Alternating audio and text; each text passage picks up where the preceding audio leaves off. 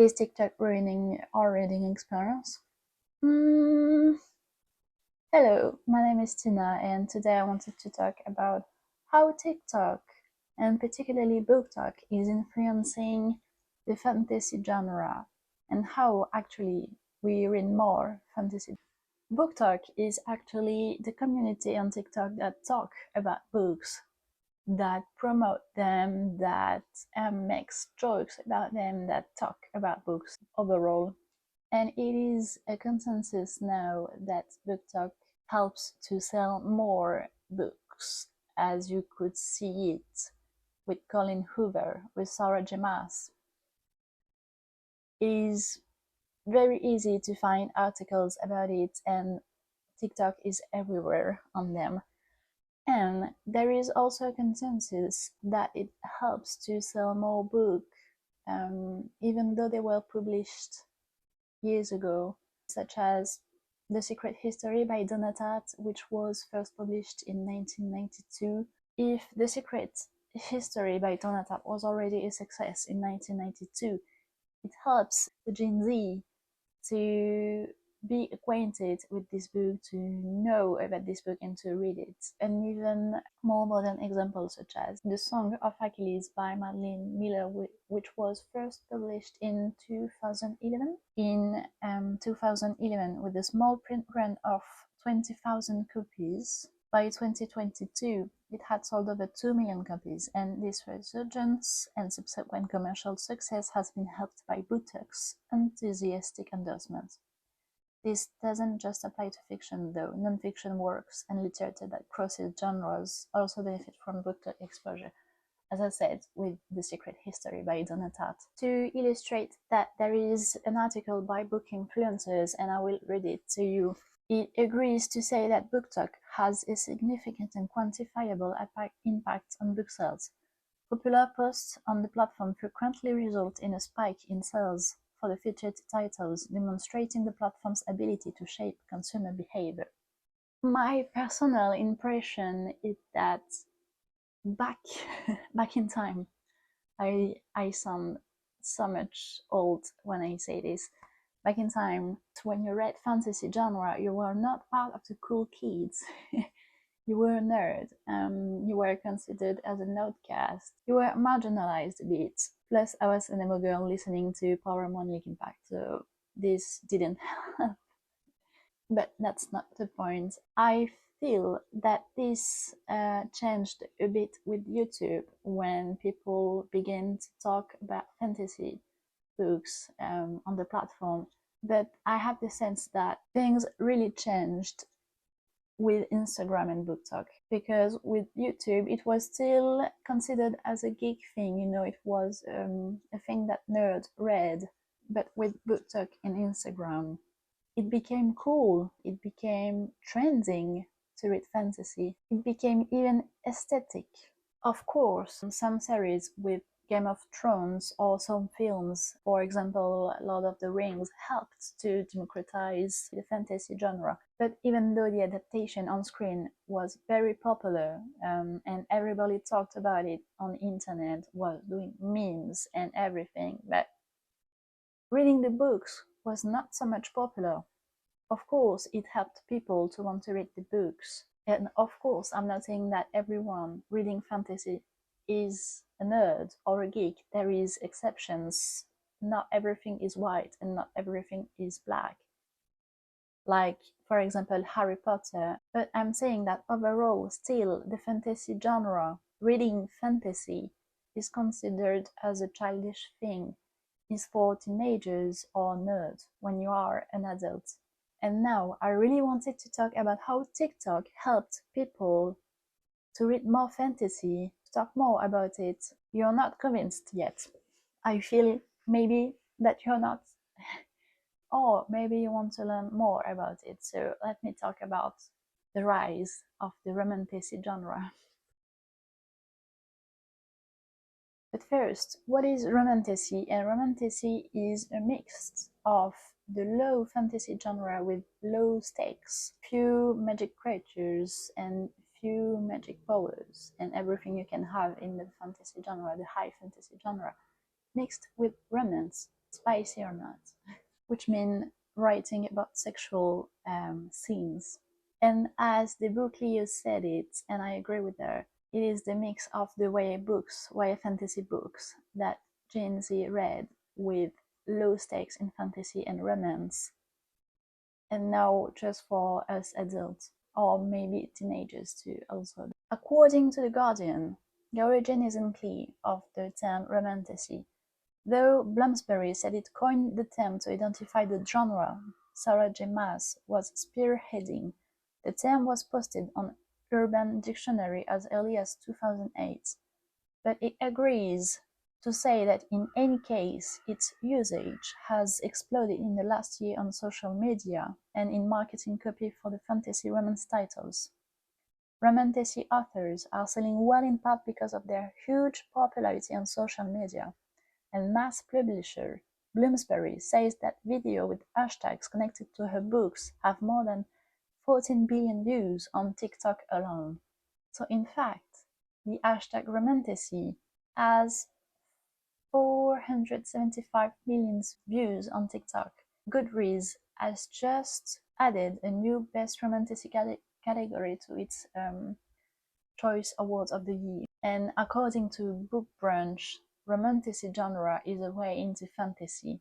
Indeed, I found several articles that said and agrees to say that people are more likely to read fantasy romance than epic fantasy, especially for the newbie in the fantasy genre. They are more likely to be less intimidated by this genre than epic fantasy.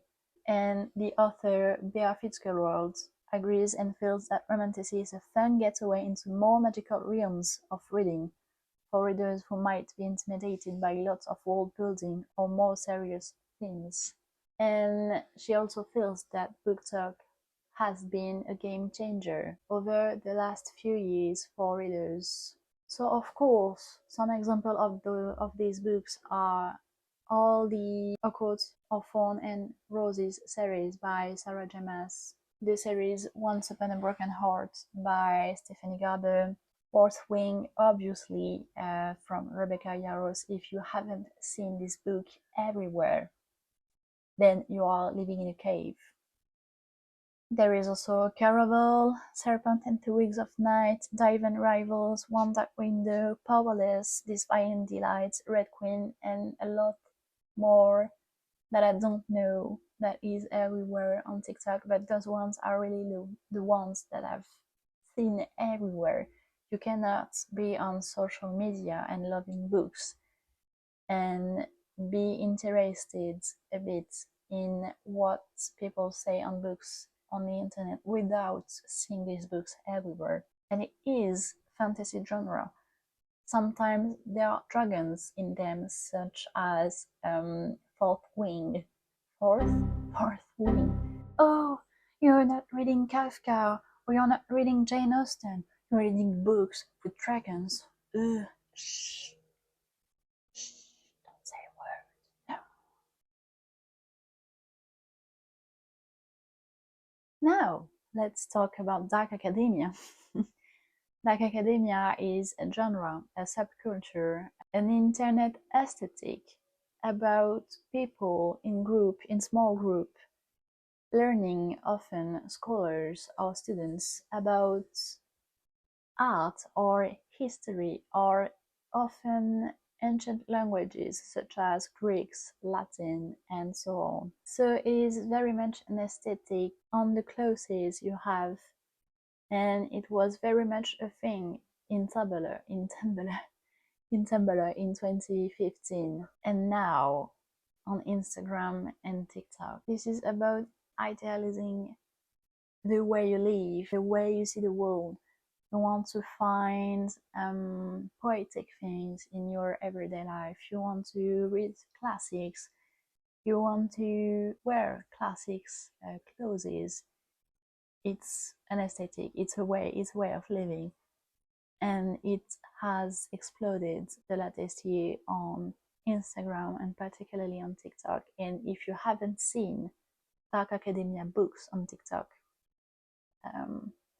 I don't know how you did it, such as The Secret History by Donata, but there isn't fantasy in it. Now there is a dark academia fantasy genre with, I think, obviously, of the book Ninth House by Lee Bardugo, The Atlas Six by Olivia Blake, and Babel by R.F. Kuang. This book is everywhere. Finally, how not to talk about how book talk influences the fantasy genre and what we read without talking about cozy fantasy. It is not possible. The cozy fantasy genre sets itself apart from epic fantasy because on these stories, epic battles, complex politics plots, or about royalness are replaced by slice of life stories with smaller communities and closer relationships. The stakes are lower, the characters are less violent, making them perfect for older readers such as younger reader, even children, and often these stories are LGBTQI plus friendly. It is about self-discovery and how the character is growing and infused with some layers of magic. A good example of the cozy fantasy books which was released earlier is The House Moving Castle by Diana Wynne, but the genre has known a huge surge in popularity, and this is thanks to Legends and Lattes by Travis Badry, which was first published by an indie editor, and the success of this book in Book Talk was spectacular. And in my opinion, it led to more books about cozy fantasy, such as Emily Wilde's Encyclopedia of Magic, The Very Secret Society of Irregular Witches. To conclude, in my sense, Book Talk has helped heighten the hype around fantasy so much, incredibly, so much. It helped to democratize subgenres such as romantasy, dark academia fantasy, and cozy fantasy, and it helped people to identify more easily to books they love, to be less intimidated by the genre. Fantasy is not only epic fantasy, it is not only high fantasy or dark fantasy, but they're also about low stakes. So I agree that the books that are most talked about in TikTok aren't epic fantasy or high fantasy, such as, I don't know, Game of Thrones, Lord of the Rings, The Witcher, even though now there is a bit more people talking about Brandon Sanderson, Robin Hobb, which are epic fantasy books. But if it helps people reading more about fantasy and loving what they read, who are we to judge? The most important is to have people reading more and loving what they read, so that's the point, I think.